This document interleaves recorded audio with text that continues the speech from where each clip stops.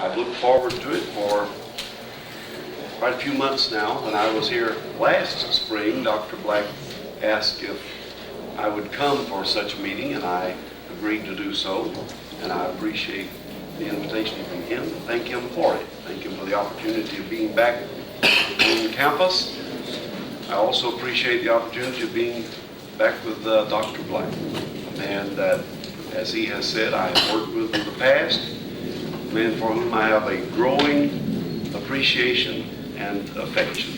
I have great respect for Dr. Black's ability, for his leadership, and I trust and pray that God will bless him, bless you, and cause this school to grow and to flourish for the glory of the Lord. Before I begin, I would like to extend my compliments to the Knights for their fine showing this year. I was delighted to hear about it. I heard about it from afar and learned that you had won the regular season championship, and also had gone to the conference to seek the title with that also. And so that was a very, very commendable showing, and my compliments to Coach Turner and to the Knights. Well, we're going to have quite a while to look at the history of the Church of God. And before we begin to do that, I think I should explain to you that the Church of God is rapidly approaching its 100th year. On August 19, 1986, the Church of God will be 100 years old. We will have come for one full century in our ministry to our people, our generation, and a ministry for the kingdom of God. Now, for the first time, the Church of God has the prospects of a double dimension. For many years, we had nothing but future to look to, and we had no past to see. But now, with almost 100 years of history behind us, well, the first seed of the church was planted in 1884, as we'll see in a moment. So next year, we come around to the completion of a century when the dream, the ideal, the concept of the Church of God came into existence. Now, during this week, we're going to be studying the way the Lord has blessed the church, the way the Lord has moved the church forward, and the kinds of things that have happened to make us what we are. We're going to be following a very marvelous book. This is one of the finest books that you will ever read. I have no argument with it at all. Now, learned professors always enjoy getting up and say, the author said this, but I think this. You will not hear that out of me this week. I cannot find fault with this man. I cannot find errors in his work, and whatever he says, all I can do is say, amen. So be it, and let it be, because that is it. Now, I make no pretenses to having any further knowledge than this writer. And his way of putting it down, oh brother, he really did it. You know, this man knew what he was doing, and I agree with him fully. So expect no controversies this week. There will be none. I am fully in accord with what he has said. Now, in a very serious but somewhat different note, let me observe something else also. Like a Mighty Army was the result of 3.5 years of very intense research, and it was the result of 2 decades of other earlier research. And when it was first published, it did indeed create more than a mild ripple in the Pentecostal world. And it has been read very, very widely. For a number of years, I have heard of seminaries and colleges, not Pentecostal, not Church of God by any means, who have used the book and have even made it required reading for certain of their classes and courses because of some of the content that it has of a sociological nature. And for that, if it has made any impact of that nature, then I'm very, very thankful for it. I received word some time ago that one of our national newscaster, had read the book because he is a buff on church history and had liked it enough, so he sent word to me that he had read it a second time and wanted me to know of his appreciation for it. A man by the name of David Brinkley. You probably heard him some years ago when he was a member of the NBC news team. Now he's with ABC. And I have received word from numbers of others where it has been used, not because they accept what it teaches, not because they accept what it espouses, not necessarily that, but because they do at least think it is an honest record of a very important facet of the church in America. And that is what we'll try to do during this week. We're going to try to look very honestly, very, very honestly at what is recorded. Not only what is recorded, but what is in our past. Some time ago, I was contacted by two historians, one from Europe, a man by the name of Walter J. Holenbaker, and another from here in the States, a man by the name of John Thomas Nickel. The Holenbaker book is the Pentecostals, and also the book by Nickel is called, I think, Pentecostalism. And both of these men expressed appreciation for the honesty and the candor that is recorded here, because in it I have endeavored even to look at the negative aspects of the church as well as the positive, because only when we're honest enough to look at some of our negative aspects are we able to correct them, or are we able to do the work that the Lord would have us to do. So especially in the evening sessions, I'm going to be spending some time looking even at those things that have made us what we are and what still must make us what we are. I'm at the present time working on a series of essays on Church of God history, and this I call Pentecost in a historical perspective, in which I look at things that we at one time believed were very, very vital, and we have been big enough, grown enough, mature enough to recognize that times are different, times have changed, or needs have changed, and to move on.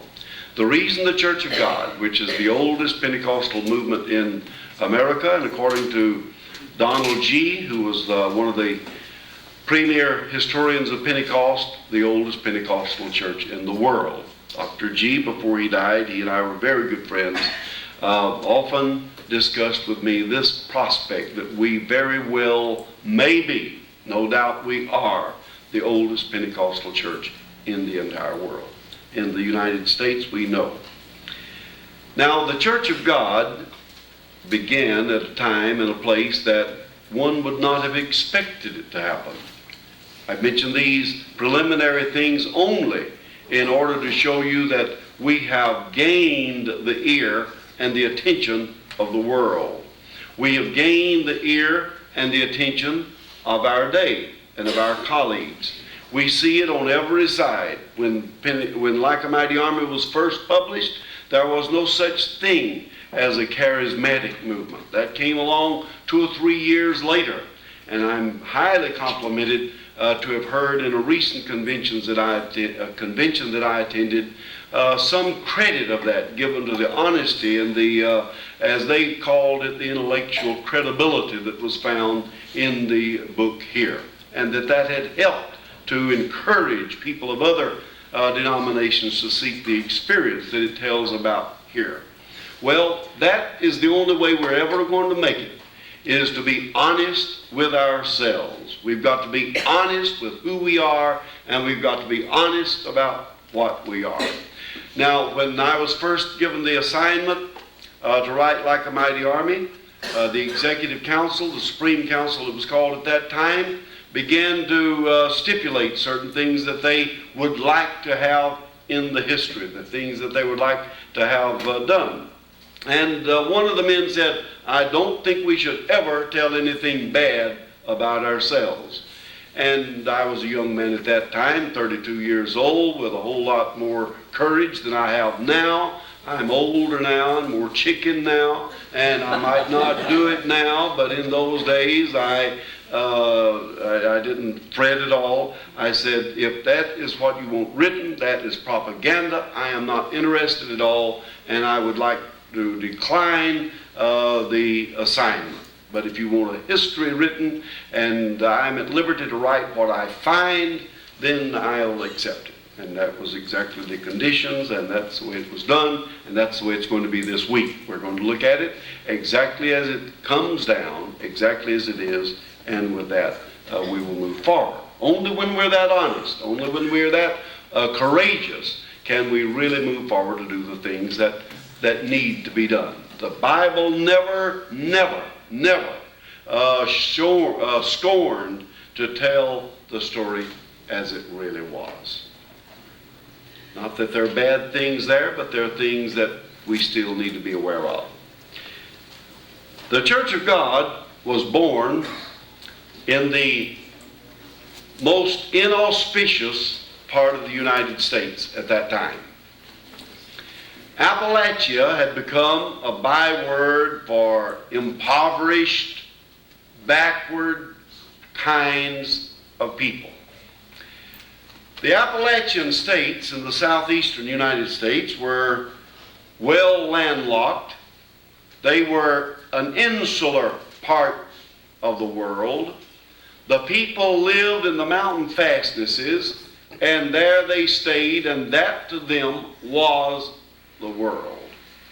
Now, that world, before the turn of the century, was even a world unto itself. To begin with, it was thoroughly English. The southeastern USA, the Appalachian part of our nation, is still today the most thoroughly English part of America.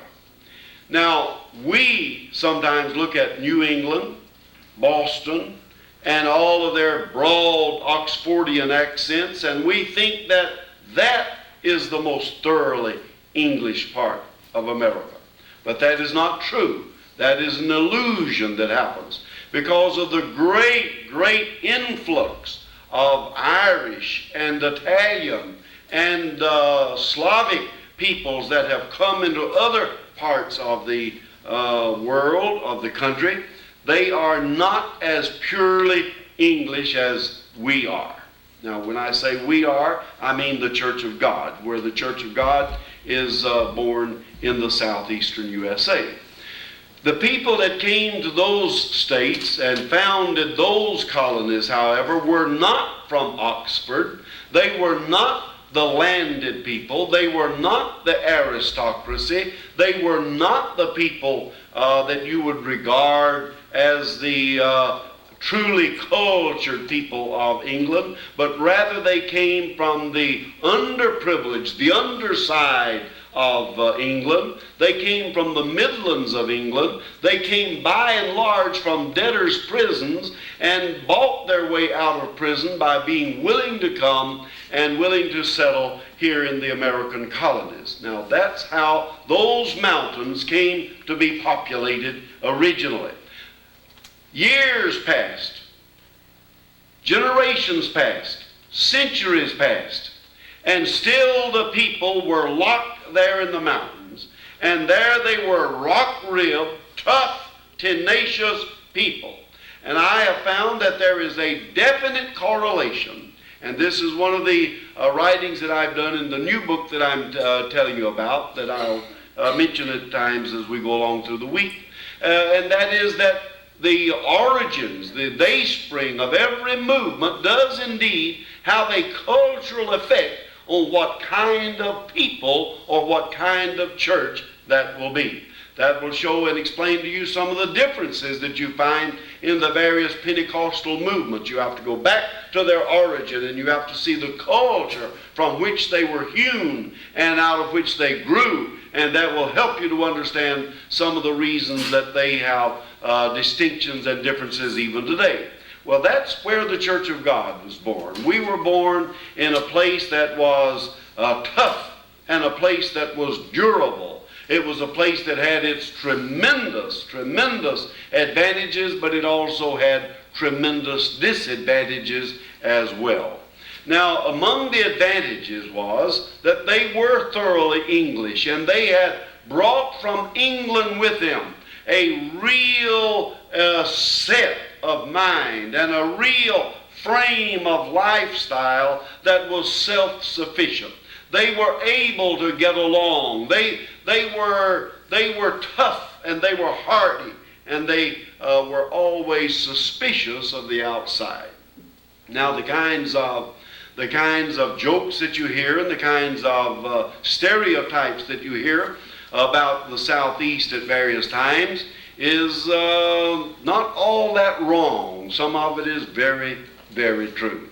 You know, a short while ago, I was on my way in New York City to catch a plane, and I was sitting beside a very refined and distinguished business lady, and she was so agreeable and talkative, and we were just having the nicest conversation. She said, "Oh, I hope the plane is not late. We got in traffic jam."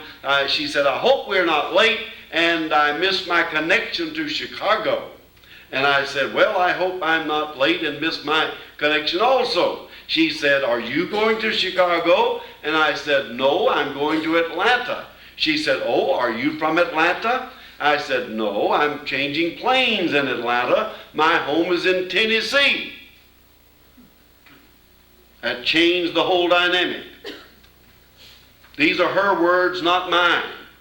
She said, "Oh my God, don't tell me you're one of those Tennessee hillbillies with 12 kids."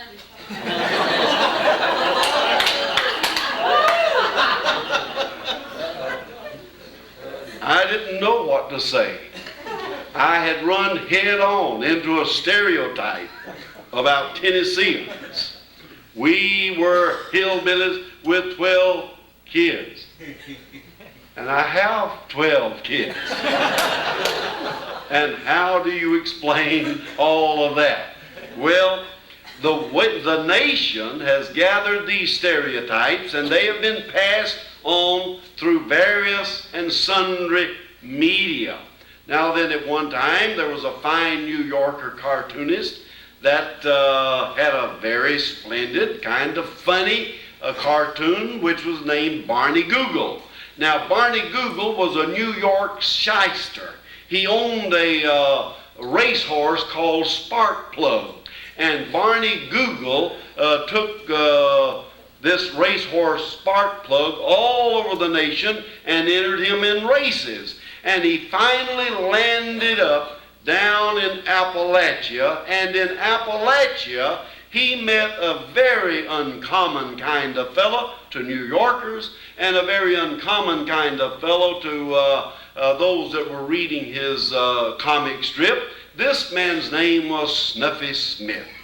And the nation soon liked Snuffy Smith better than they liked Barney Google. And Barney Google, who had been so popular, they had a song about him when I was a child that was called Barney Google with his googly eyes, and so on. But now then, it's Snuffy Smith, because the nation had found that which it enjoyed seeing, something that undergirded and underscored the caricature, the stereotype of the Southeast that they had. And so it's still there. The Appalachian states were insular. No real encroachment of other cultures and other peoples were there. They were indeed regarded as foreigners. And you didn't get back in there very much. Some time ago, my family and I had bought 145 acres of land back up in the area where the Church of God was born, back up in these mountains. And after I had worked during the day at Lee College, would go off up there in my old dungarees and lumber jacket, and I would clear land. And I was up in a tree one day, thinning it out and trimming it along, and here came sashaying along three fellows with their guns hanging at their sides, right out of a Snuffy Smith cartoon. And they walked right up to the tree where I was, and they said, "You're a preacher, ain't you?" And I said, "Well, yes, I am a preacher." And they said, "Well, preacher," said, "let me tell you," said, "they's moonshining going on up both your hollers." I said, "They is." And they said, "They sure is." And says, "If you come up on a moonshining," said, "best be you walk on by." Said, "because down here we lives and let's live." Oh, they didn't warn me. I couldn't see any moonshining. Man, I became stone blind. You didn't see anything out of that. I couldn't see it at all because I wanted to live and let live. I was one of them right then and right there. Well, that's not talking about the turn of the century. That's not talking about some time in the past. That's talking about right now. That is talking about right now. Today, this day, today, the first day of spring, 1983, some of the school children there in those mountains got ready to go to school. This is what they did today. Today, they walked about 4 miles along twisting trails back in those mountains. Long before daylight, they left their home, and they walked until they came to a river. Now, I followed this trail and know how they went.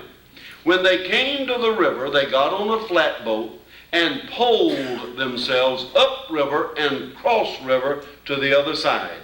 Then they got off onto the path again, and they walked another mile until they came to a road.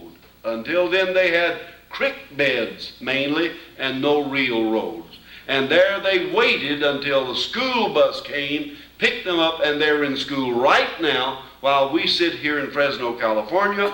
And tonight they will reverse their steps. They will go back by bus. They will be dropped off at that pickup place. They will walk the mile to the river. They'll pole themselves across it, and it'll be dark tonight when they get back home. Now, this is not a detriment to the people. This is certainly not something that you should pity them about, because it has bred into them a real toughness and a tenacity that the rest of the world is hard put to understand. Now, that is life in the remote recesses of that section of our nation. Now, that particular thing is within 45 miles of the city of Cleveland, Tennessee. Now, so all of the things that you hear are not that far off, but nevertheless the caricatures definitely need to be fine-tuned and need to be understood. Now, why the Lord chose a place like that, why the Lord chose Appalachia for the birth of a whole new movement, is something that we have to leave to the counsel of God. We have to leave that to the wisdom of God. But nevertheless, we will see as we go along through the week that there was a reason for it, and that reason is why the Church of God is what it is today. Why, the Church of God has been able to proceed on a forward and upward course through the greatest difficulties that have come against any people. And we, as much as any other people that have ever existed, after 100 years, are still like we started out to be in the very beginning. Now, religion in those parts was as rock-ribbed as was life and education. I've covered this all very thoroughly in the introductory chapter of the book, and also in the first chapter of the book, and we'll get to those specific points in a little bit later on. I'm just trying to show you where God chose for His great, modern, last-day, final spiritual awakening to begin, and that is where it happened. Now, back in those mountains, if you go there today, you will find that these people are sternly Calvinistic. Now, I won't get into a doctrinal discussion between the various schools of theology, but just accept the fact that they were Calvinistic. Now, Calvinism, in the extreme point of Calvinism, what they call supralapsarianism, believes that what is to be will be, and the reason it happens is that somewhere back in the counsels of God, it was ordained that it should be. Therefore, with this fatalism of the mountains, and this fatalism still exists. Now, I'm overseer of Virginia at this time, and there are parts of Virginia, and there are many parts of West Virginia, where this fatalism is still the root stock of life, where the people have such a fatalistic view that everything that happens is for some sovereign reason and for some divine purpose, that they don't fret about it. They're not defeated by it. They only realize that that was an uncommon or a dark or an undesirable strand in the broad tapestry of their lives. Now, that in the area where the Church of God was born was indeed a part of their life. Now, I enjoyed doing the research. I enjoyed going back into those mountains. I enjoyed walking over those hills and walking along those paths and along those trails. And I enjoyed talking to those people who were shy and timid and frequently fearful. I enjoyed the days and the weeks and the months that resulted in my living there among them as I was doing the research, because I see in them a real honesty and a real candor that you would have to appreciate very much. Now, in their religion, they had their regular services. Usually, one man would pastor a great number of churches, and he could probably be at one church only once every 4 or 5 or 6 weeks. And he had to walk from those places. The Church of God people in the early days were great walkers, and it was not an uncommon thing at all. If any of you happen to have read my book, Cradle of Pentecost, in which I deal with this particular aspect of our early life, it was not at all uncommon for our preachers to walk 60 miles in one weekend as they went to their charges and they preached at the places where they went. They had their protracted meetings, and in these protracted meetings, you always brought in a visiting preacher, and he would preach forth every night as soon as the farm people could get to the church and would be ready for the service to begin. And that would go on for 2 weeks, 3 weeks, maybe as much as 6 weeks. And there they had these protracted or prolonged meetings. Now then, that was the center of their life. That was the very center of the whole existence that they had. Now, during President Kennedy's tenure in office, he initiated something that was called the Peace Corps. And there was a domestic aspect of the Peace Corps, which was called VISTA, Volunteers in Service to America. And these people were sent into the underprivileged and the backward sections of the United States, and there they were to work with them. Well, it just worked out that my eldest son, who is a rock-ribbed Democrat, and worked with the Kennedy presidency rather closely in a state level, and was chosen to be one of the ones who would go into Appalachia. Sergeant Shriver appointed Philip to go into Appalachia and there work.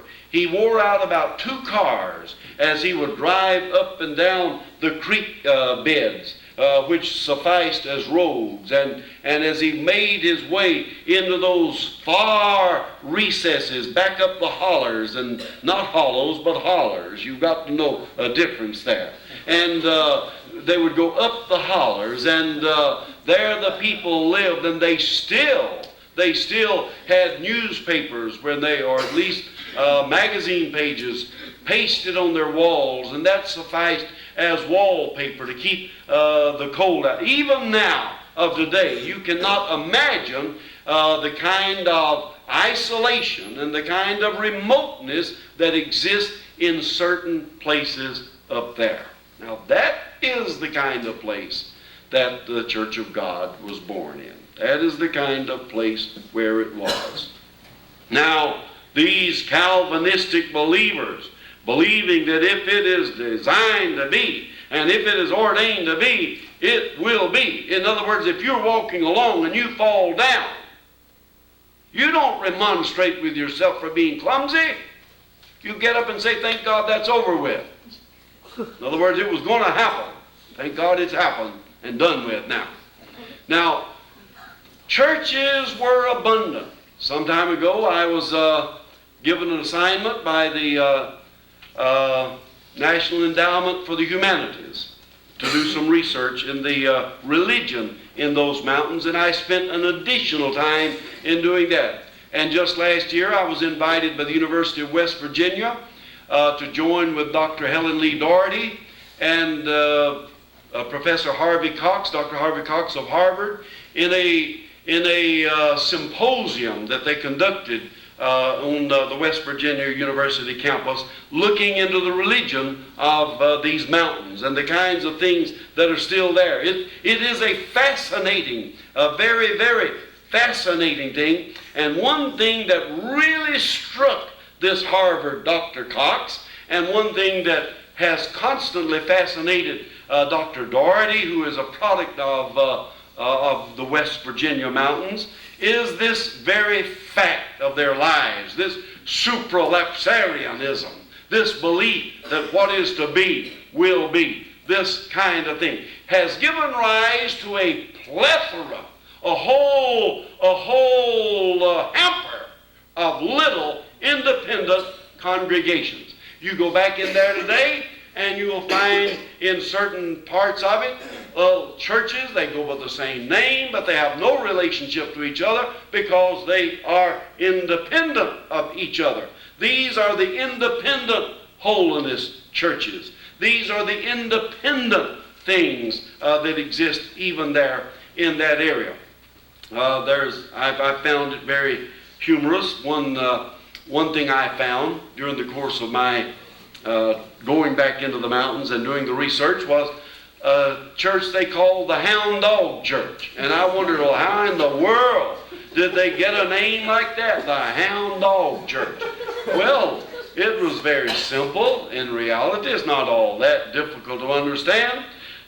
Church finally got a church built out of logs, built out of slats, and they stood it up on its stilts, and there in the mountains, and the day came that they would have their dedication of their new church house. And one of the real dyed-in-the-wool supralapsarians was sitting on a log, sounding forth, and said, just think, God knowed 10 million years ago that we be having this here dedication. And some of them who weren't quite that extreme said, surely God didn't know it 10 million years ago. And he wanted to make it a little bit more. And he said, he knowed it even 10 billion years ago. And so they said, well, I don't understand that. Said he knowed everything all the time. said he knowed I'd be sitting here eating this very chicken leg.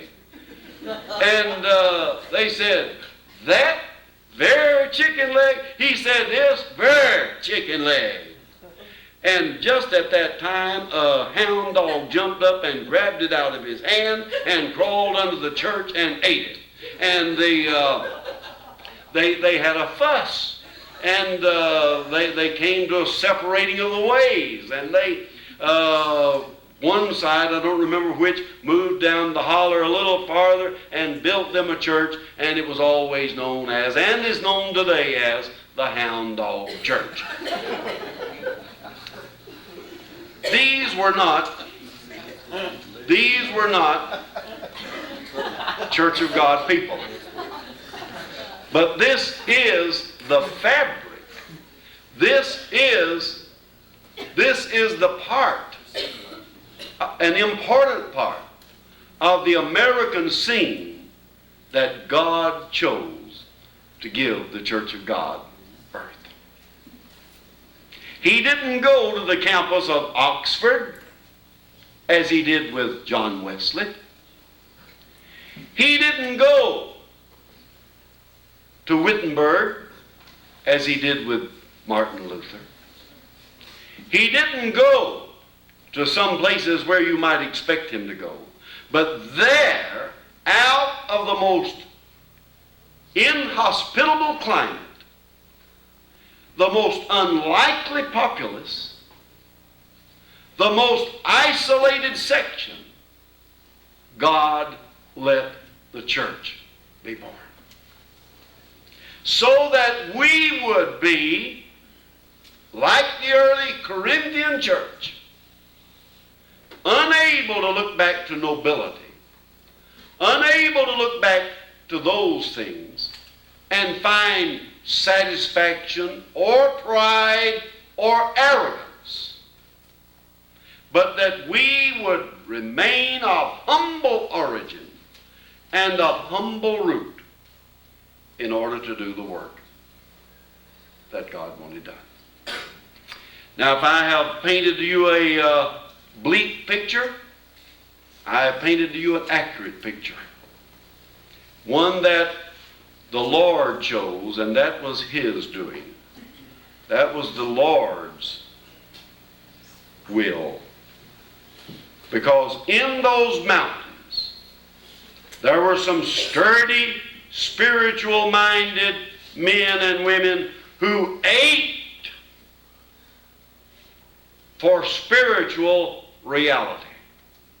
A whole tempest toward the last quarter of the last century swirled in the religion world.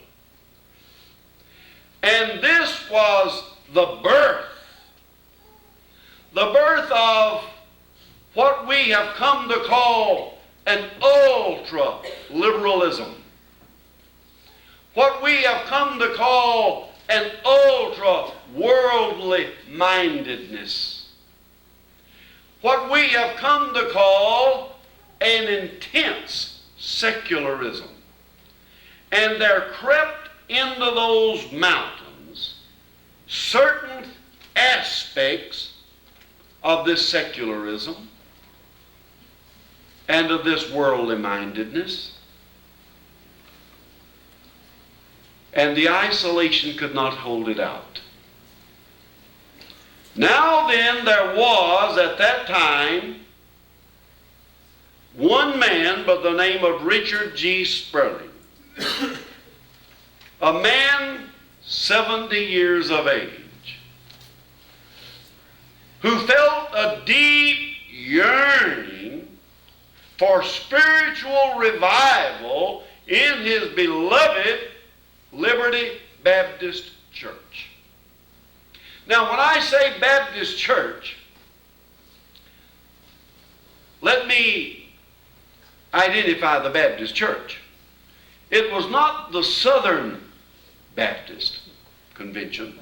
It was not the Missionary Baptist Church. It was not the American Baptist Church. There are as many Baptist churches as there are Pentecostal churches. But it was the primitive Baptist church, what we call the hard shell Baptists. These were these dyed-in-the-wool Calvinists. Spurling wished that there might be a real revival in his church. He called together his son, Richard G. Spurling Jr., who was still an active minister in the Baptist church, a layman by the name of John Clemens, and they in 1884 began to pray and intercede with God for the Lord to visit in those mountains once again a revival of faith and of the Word. And they prayed, and they met regularly, not weekly. They couldn't do that. But as regularly as they could, they met there in the grist mill owned by the Spurling family. And there they prayed, and there they sought God to visit revival again upon those mountains. Month passed, and month passed, and month passed. 2 years later, 1886, it became very clear now to these sterling, these noble, and let me assure you they were that, these homespun, and let me assure you they were that, these honest men, they were all of that. It dawned on them that there would not be revival that they were so seeking. On page 2XVI of the book, this is still in the introductory matter, for its convenience in reading, I have broken them down in separate lines. There were 5 parts of belief that were tearing the Christian church apart. These 5 points of belief had crept in localized or endemic variations even into the mountains. They were not overt or blatant like they were in metropolitan areas, but they were there. Subtle, insidious, doctrinal points. These people had come to question whether the Bible was the Word of God. This hyper-liberalism and secularism had brought a repudiation of the virgin birth or of a literal resurrection. All of that was spiritualized. Certainly the atoning efficacy of the Lord's death. And certainly that He would come again to the earth.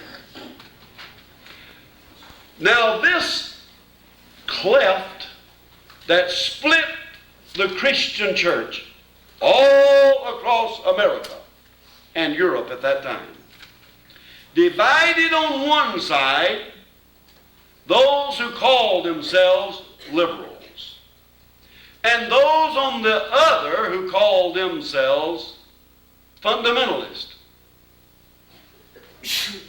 At least the detractors of the more conservative group called them fundamentalists, because that was a derisive word.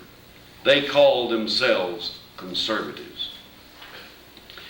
So that now there came into America, and these people in the mountains had no idea that this was happening, 2 irreconcilable schools of theological thought in America and Western Europe. 5 points separated them, and this was a chasm that could not be bridged was not bridged, and is not bridged today. The 5 points of fundamentalism then are these: the inerrancy and infallibility of the Bible, the virgin birth and complete deity of Christ, the literal resurrection of the body, the atoning sacrifice of Christ's death for the sins of the world, and the second coming in bodily form to the earth. Encyclopedia Americana, in reviewing this schism, says, fundamentalists declare for an unqualified belief in these dogmas, while the liberals either deny their validity or urge that a belief in them is unessential. That split the face of American Christianity apart. Now, into the mountains had come these vestiges of this schism that was tearing American and Western European Christianity apart. Without even knowing that they were playing a part in so vital a conflict as they were, these men sought and sought for revival. But the revival did not come. And let me leap decades ahead to tell you that this is a reason why Pentecostal groups constitute so great a part of such bodies as the National Association of Evangelicals. And it also explains why we scorn all invitations to join the World Council of Christian Churches. It all dates back to the things that gave birth to a new spiritual awakening in America. Now, between 1875 and 1925, in a 50-year span, there was born out of the loins of Christian America more than 30 different church groups. Now, these church groups that were born at that time identified themselves generally as being holiness groups. Now, there were many of them. They had Baptistic and they had Methodistic roots. They had roots of all kinds. But whatever they were, whether it would be the Church of the Nazarene or whether it would be the Church of God, two of these were among them, or the Assemblies of God, or the Church of the Foursquare Gospel. All of these, or the Pentecostal Holiness Church, all of these identified themselves as being holiness people. That's important. And we'll get to that a little bit later during this week. It is very important, let me say, that the paramount identity was not as Pentecostalists, but as holiness people, to differentiate themselves from the liberal camp on the other side. Now, to be very honest, I get a little bit, at first I guess it caused me to be a little amused because of the bantering back and forth among Church of God people. Is he a liberal or is he a conservative? Is he liberal or is he conservative? I don't know what they're talking about, really. And the only thing is, I am an anti-labellian. I just don't believe in labels at all. I just am a holiness preacher. And that's all. But now then, when it gets to be an intense matter where brother hurls against brother accusations of being liberal or being conservative, then it gets wicked. And then it gets mean. Because you don't even know what the terms mean.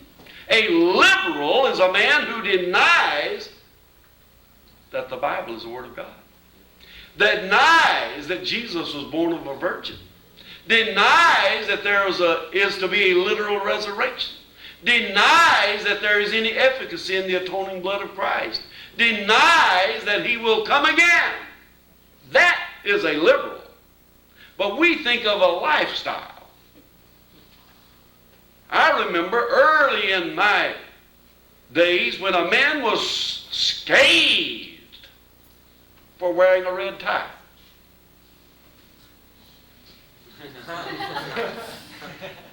Because that was worldly. And these things float in and out. They change and they move about. They're constantly changing what you want to identify. But more of that as we go along. Suffice it now to say that these men had come to grips with a real problem.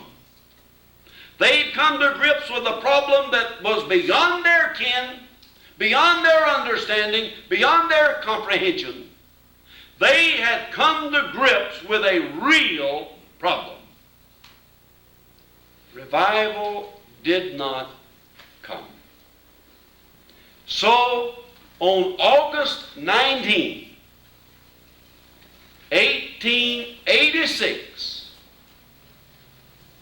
there was a meeting house, a log meeting house at the confluence of two creeks in Monroe County, Tennessee. This old man, now past 70, called them together in this union meeting house. And he sounded forth to them that no revival was coming, but that they should continue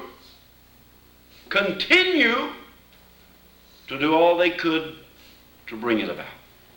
Therefore, they would have a continuing series of meetings in which they would constitute a union of Christian believers. Now, they call themselves the Christian Union. Now, I'll get to that a little bit later in the week again, because this is the first of a whole series of concepts that would be modified as time went along. But for now, they did not intend to start a denomination. And long after I became a part of the Church of God, I'd been a member of the Church of God for many years before you could hear anybody suggest that we were a denomination. We were the church. We were it. In that day, they meant only to start a union of Christian believers. Now, the old man Spurling and 7 others, making 8, joined together to formulate the Christian Union. That was the day the Church of God was born. The younger man Spurling, who was still active in the Baptist Church and had not yet gone into his retirement, held back for a while, but ultimately he joined with the group as well. Then they were 9 only, and that is the 9 that they would be for almost 2 years, at which time the elder Spurling died. And the Spurling you always hear about is not the old man who launched it. Too bad, because he was certainly worthy. But his son, the junior Spurling, who was most active in the work to be done. Now then, the Church of God, August 19, 1886, came into being. We're going to take a 10-minute break right here, let you get your thoughts and your notes together. Then we want to get right back into it And we're going to go on from there, and we're going to continue now to look at the thread of what the church is and what the church has come to be. God bless you. Be sure to be back in your seats with the Bible or Shakespeare or any of the other. Another reason has been, that has contributed to it, is the generalized inbreeding. The people of the mountains marry the people of the mountains. And after a while, everybody in there is kin to somebody. You know? And after a while, you're just really, really kin to each other. That makes you very clannish. You know, we call the Conn family the clan. You know, and we're 43 strong, counting every hoof and horn of us.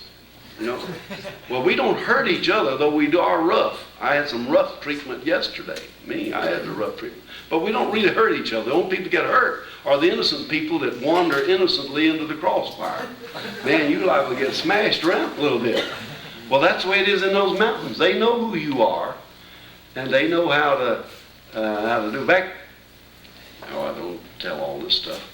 But back in some time ago, my wife and I were in the mountains on our piece of land, and here came a man riding a horse down the valley, and he had a gun, 6-shooter, hanging down by his side, and he swashed up to us, and he let us know that he had a peace warrant out against him, and officers were looking for him, and all like that, but they weren't going to get him, and he had that 6-shooter to back them words up with, you know, and he'd been drinking a good bit of that moonshine out of our moonshine holler, and so on. And so, man, I was wanting that man to leave, and my wife, who is one of these supers, you know, she kept gigging me in the rib and said, "Witness to him, honey, witness to him." I said, "Witness to him yourself. I want him to get out of here." I don't want to hold him here that long. Let him go. Let him move. We'll get on. And, but they have their cousins, and they have all of these. All you have to do is look in the book. Look at the names of those that constituted the first church and see how many of them were kin to each other. Go on to the first assembly and read all the names, see how many of them are kin to each other, and you'll begin to see what we're talking about. You just don't go monkeying around with people that's kin to everybody else, because you don't get a person again you. You get a people again you. You turn the whole thing. Thank you for the questions, and I'm certainly not trying to, Lord knows I'm not trying to hold any region up to any ridicule, not by any means, but it's just very essential that we understand the fabric of those people, just as because we have to understand their fabric in order to understand ours. All right, you may proceed. 10 years saw the Church of God make absolutely no gains. For 10 years, young Brother Spurling, Richard G. Spurling Jr., crisscrossed those mountains, preaching in every little settlement, in every home, and in every place where he could go. Now, I have read every line that he ever wrote, and I have read every record of anything he ever said, not only of him, but of every one of those men. I did not wear glasses when I wrote Like a Mighty Army, but I put glasses on, and I have to even put them on now to see how to get out of the bed. So I keep them at the side of the bed and put them on as I wake up. And because I searched hour upon hour into the hundreds and hundreds of hours, every fragile, yellowed document in existence, anywhere, in order to find out who these men were, what made them live, what made them tick, what I tried to get as much as is humanly possible inside their own hide. This man being indeed a very, very committed Calvinist, and being very, very committed even to a kind of Knoxian, John Knox type style, which he admired a great deal, preached a most denunciatory gospel. He preached against sin. He preached against things that do not exist today. You see, the things that we so neatly classify as worldly did not exist when the Church of God was born. And certainly they did not exist when the church itself was born in Jerusalem. But the world was a problem then, and has been a problem in every age since then, and is a problem today. So to understand what worldliness is, and we're going to try to find that out as we go along, you're going to have to go a lot farther back than the little things that we look at and classify as being worldly. Because you've got to go back and find what is the world. I've written on that, and I preach on it very often. What really is the world? But that is what Spurling did. He preached and railed against worldliness. Now, he was a regular Jeremiah. He was a prophet.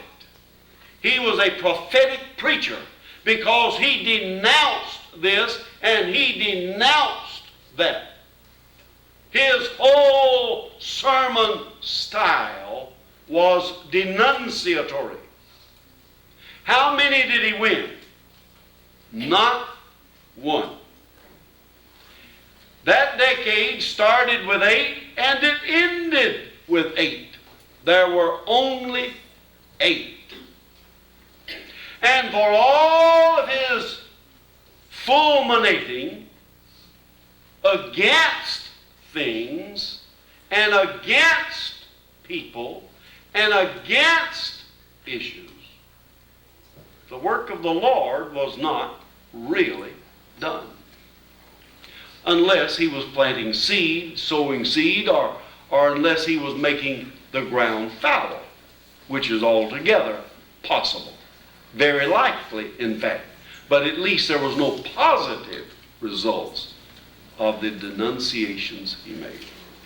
But in the spring, leading into the summer of 1896, 10 years have passed now since the Christian Union was started in Barney Creek Meeting House in Tennessee. Now then, across the line in North Carolina. Now you must remember, these people, except on election days, paid no attention to and were not even aware of that line's existence. You can draw a 12-mile circle and encompass all of these things that happened. It all happened right there. So it didn't matter whether you were on the Tennessee or the North Carolina side of the line. You were on the same mountain ridge, the Unicoi Mountains. You were in the same hollers, along the same creeks. But you were on one side of the state line or the other when it came to voting time, and only that. So on the North Carolina side, near but not in the country away from the little town of Camp Creek. Notice how many creeks there were. Barney Creek, Shoals Creek, Camp Creek, one after another. Because you named where you were according to the creek. Though they didn't talk about creeks, it was always the creek. and the creek that you lived on. Still do. Now, in or near the little town of Camp Creek in North Carolina, there was a schoolhouse by the name of Shearer School. S-H-E-A-R-E-R. Shearer School. Now, don't you go into those mountains and start looking for Shearer School. You'll never find it.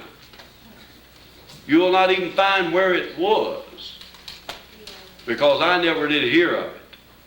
The only thing I ever heard of was Shearer School. And one of the characteristics of the language of those mountains is what we call telescoping, where you bring a bunch of words together into one word. I took my tape recorders back into those mountains, and I talked to those old people, and I'd talk to them, and I'd get them to tell me, and I'd ask them how to spell it, and they never did know how to spell it. And I would get them to say it into the microphone, and they would say it, and I would slow it down, and I would listen, and I'd get other people to listen, and I'd go back, and I would get my maps, and I'd get my atlases, and I would go back to the state records and the state files to try to find out certain names, but they were not always easy to come by.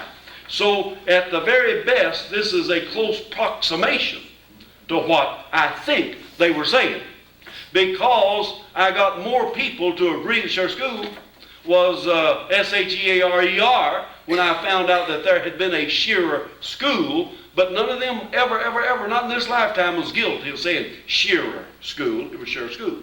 It was spelled more like S-C-H-U-R-R, Shearer School. Shearer School. And the same thing about people.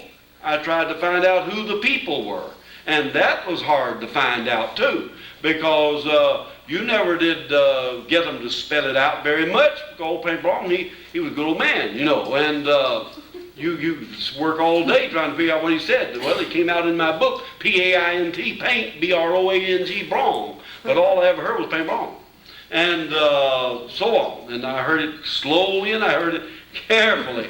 And like I met a man, what's your name, sir? Bert Booger.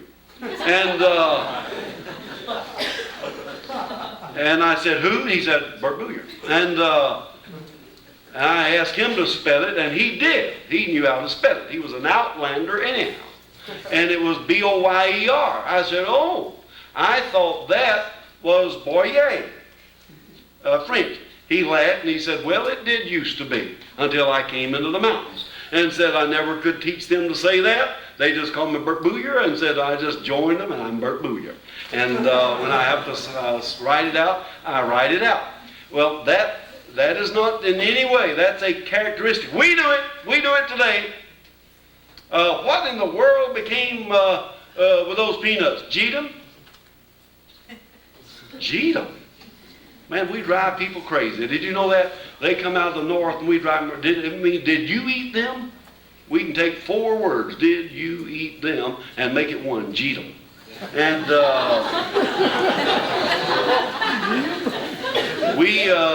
we do it constantly like that. You know, that's called telescoping. You fold words up until you get them together. But here was this Shearer Schoolhouse, Shearer School. And they opened their doors to the people who came in. Any of them who wanted to have church services could. They didn't have any of the problems today. They could have a church service there without any problem. There were 3 men, and if you will turn to page 17 of the book, their names, and these are well recorded, no guessing about this, were William Martin, a Methodist, and Joe M. Tipton and Milton McNabb, both Baptists. Now, sometimes when I'm speaking at colleges that are not Pentecostal, especially one of these 2, Baptist or Methodist, and I've been invited, thankfully, to many of them for just such lectures, not as long a series as this, but for at least a lecture on this subject, is the fact that here they were, Baptist and Methodist, but what they believed was hardly different at all. Because they were both very, very, very Calvinistic. And they were both very, very Holiness. These are the two. This is the kind of a line of demarcation, the dichotomy between the two. But the two of them there believe very strongly in these same things. In holiness and in Calvinism or predestination. Though the Methodists much, much less so, because they were based upon a free will. These men began to preach in the schoolhouse. Now then, they preach that there is an experience that you can receive even though you have been converted. They preached night after night, though they were laymen. They were not preachers. They were given a kind of license a little later. But though they were laymen, they sounded forth all summer that there is a blessing, there is an experience, there is a reality, a verity beyond being born again that you can receive. Now make of this what you will. I leave it up to you young theologues here to do this. 10 years of denunciation produced not one convert. One summer of positive preaching produced scores of converts. Now bear that in mind. Though people wanted to hear what is a fact for me. And once you get them to have the fact, once you get them to have the reality, then the other things fall into place. That was their rationale. They knew the denunciatory Jeremiah type. But they preached a beautiful, forceful, powerful, spiritual reality that if you will believe it and if you will receive it, there is something more for you. Sometime in the summer, when we don't know. When it happened, the day it happened, there is no record of it. But I have covered this revival. I spent months just exploring every aspect of an unrecorded revival, because this is when it happened. The meetings were begun with singing without musical accompaniment, unless some person handy with a guitar happened to bring his instrument along. Such hymns as Amazing Grace, Blessed Assurance, At the Cross, and What a Friend We Have in Jesus were invariably sung. What is popularly called gospel singing was then unknown. Then would come testimonies in which the Christians stood and shared with the others their spiritual experiences, thereby comforting and edifying one another. When the time of prayer came, no one person prayed for the group while others were silent, but the entire congregation prayed aloud in unison, a new thing. This seems to have been the beginning of what is now referred to as concert prayer. Like the early Christians, I have said, according to Schaff, they prayed freely from the heart as they were moved by the Spirit according to special needs and circumstances. Next came the discourse of the three evangelists, followed by an appeal for penitents to come for prayer at the altar. Almost from the start of the meeting, the altars were filled with repentant sinners and seekers for the experience of sanctification as described by those who had received it. Many skeptics of holiness were convinced, and many more rough living sinners were converted. Revival was finally a reality. Now, what follows in the account here on page 19 has been very widely quoted. You can read that particular section quoted in a lot of things, because it does show in reality when we were unaware of what a landmark of revival reality was being established by the people. But they did. They preached a strong and forceful and positive gospel, and the people responded, and they began to come to that little schoolhouse in droves. Spiritually starved souls crowded into the plain frame building each night, coming in unbelievable numbers from farms tucked far away in the valleys or up the mountainsides. The distances from which the people came would not seem too far today, but 15, 20, or 30 miles is a long distance when it is made on foot over steep terrain, or in buggies, wagons, and ox carts over twisting, deeply rutted roads. Still, the people came. Almost from the outset, the schoolhouse was too small for those who came. But quickly the crowds became throngs that spilled out over the slopes, trying to hear and see. They came from everywhere to learn about this new doctrine of holiness, even though it was nothing new, but only a reassertion of an old belief now being proclaimed anew after years of dereliction by the spiritual followers of Wesley. The people were hungry for the pure and simple Christianity propounded by these untutored men who knew no complex theology and whose logic began and ended with "Thus saith the Lord." Well, I hope you'll take time to read that entire section, and it goes on for many pages to tell you what happened. But let me become succinct now and get immediately to it.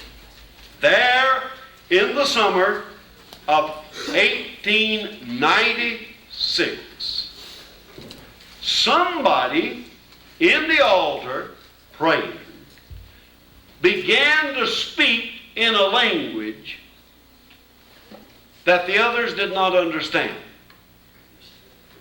No one had ever heard of such a thing.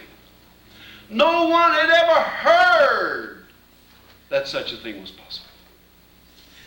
Then another, and then another, and then another. One after another, all summer long, people broke out, speaking in tongues. Sick people were healed. Hard sinners were converted. Revival became electric. And all across those mountains, both in Tennessee and North Carolina, dipping as far away as the northern border of Georgia, the people came pouring around that little school to see what was going on. Richard G. Spurling heard about it immediately and came hurrying to his friends, one of whom was W. F. Bryant, J.C. Murphy, another, and others, to see what is going on. They too had received this experience. And he saw and he heard as dozens of people received the blessing, received the baptism. Before that summer was over, about, no figures were kept, no numbers, about 150 souls were baptized in the Holy Spirit. Now then, in the records of the book, if you'll turn to page 430, you'll see that in 1886 we had 8 members worldwide. In 1896, the C there means circa, meaning approximately, 130 people united with the Christian Union. 130 people in one summer because of this tremendous outpouring of the Holy Ghost. Now, let me hasten to make 2 observations that need to be made. Number 1, remember this. When the book first came out, I was contacted by a professor at Yale Divinity School. I was contacted by another from the Lutheran Theological Seminary in Philadelphia.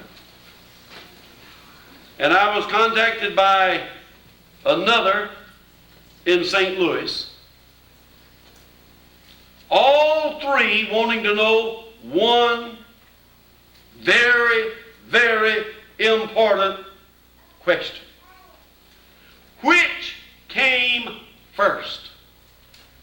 Did the people read in the Bible and find out about the baptism of the Holy Spirit and begin to seek the experience and receive it? Or did they receive it and then begin to search the Scriptures to find out what had happened to them? They wanted to know urgently the answer to that one question. I had not paid that much attention to it, though it had been a matter of interest to me, and I had looked at that one question in particular, not because I thought it was so important, but just because I had felt like I would like to know. I had talked to every person living in 1940, 53, and 54 when I was doing the research that had received the experience at that time. And they numbered then, I suppose every one of them is dead today. But in that day, there were quite a number of them still alive. Which happened first? Did you see the reality of it in the Scriptures, seek it, and receive it? Or did you receive it unexpectedly and then have to identify what you had received? Without any variation, the answer was the same. They had no idea what had happened. They wondered what had happened and went to the Bible to try their best to find out and to identify what had happened to them. I was speaking at one college some time ago to their class of religion students. This was not a religious school, by the way. It was a purely secular school, but I'd been invited up to speak on the history of Pentecost. And they even now wanted to know the answer to that one question. I didn't know it was that important. Of course, you know why it is important to them. It is important because if they found what they interpreted to be the Holy Ghost baptism in the Scriptures and sought it and received it, then it could have constituted, what do they call it? A self-fulfilling prophecy. They got what they created themselves. You see? Well, I was very, very glad. Union Theological Seminary was the other that I was trying to think of a moment ago, where they contacted me on that one question. It didn't happen that way. The people were mystified and wondered what has happened to them.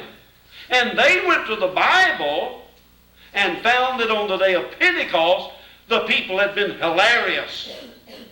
They had been accused of drunkenness. There seemed to be an uncommon revelry among the people, so that they were called drunk. And they had received the baptism of the Holy Ghost. So that is what had happened to them. they had received the baptism of the Holy Ghost. And it is approximated that 150 received the blessing, as it was called then, thus the blessing, received the blessing that very summer. The second point that needs to be made is this. What year was that? 1896. It would be 10 more years before the same thing would happen on Azusa Street in Los Angeles. But even that was not the first. You see, Pentecost happened here and there and in other places at the same time. An Assemblies of God historian, Stanley Frodsham, long dead now, but he and I were friends before he died. We corresponded a lot. I published some of his works because I was an editor at that time. And we discussed it at great length. Donald G., as I've already mentioned, and a number of others. One other historian that I've been in touch with lately, and I discussed it a great deal. Why do people designate Azusa Street as the birth of Pentecost when it happened to us 10 years earlier? Well, there is a reason, and we need to understand what that reason is. But understand this, that in 1896 the outpouring happened in those mountains. In 1901 it happened in Kansas. In 1905 it happened in Texas. In 1906 it happened in California. In 1907 it happened in South America. In 1908 and 9 it happened in Europe. It happened all over the world without the various people even being aware that it had happened anywhere else on earth. Now, the reason that happened, and there's no quarrel about it, there's nothing about it, just an understanding. Where did the people that had the experience live? In the mountains of North Carolina and Tennessee. Well, they didn't go over on little weekend junkets to city. The nearest town was Camp Creek. And that wasn't a camp. That wasn't a town, really. And the next nearest one would have been a little place called Cleveland in Tennessee. And that, my dear friends, was a 2 days journey on a copper road. I mean, a road where copper was hauled. Through the mountains. 2 days. They had to have a halfway house so you could stay if you ever wanted to go to that little town. And when you got there, it wasn't much.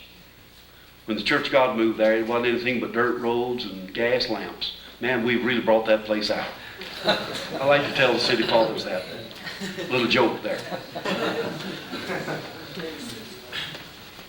When it happened there, it was in a landlocked area, and they didn't send newspaper reporters. No Henry Minkins of New York came rushing to cover that. They didn't hear about it. You understand? But when it happened in Los Angeles, a great cosmopolitan center where they had wireless capabilities to send the message of it around the world. Therefore, people became aware of it.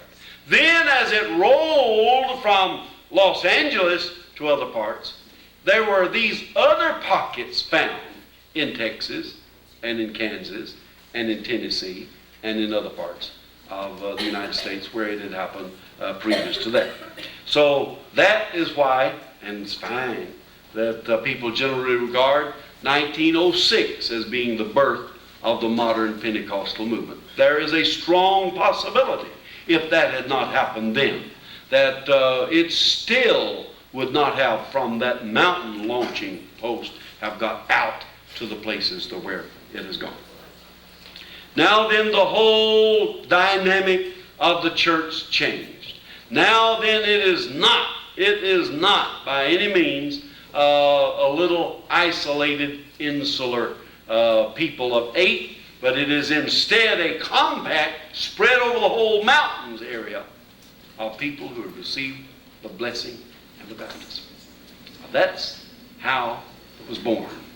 That's how it happened. And what we're going to look at tonight is going to be something both exhilarating and frightening.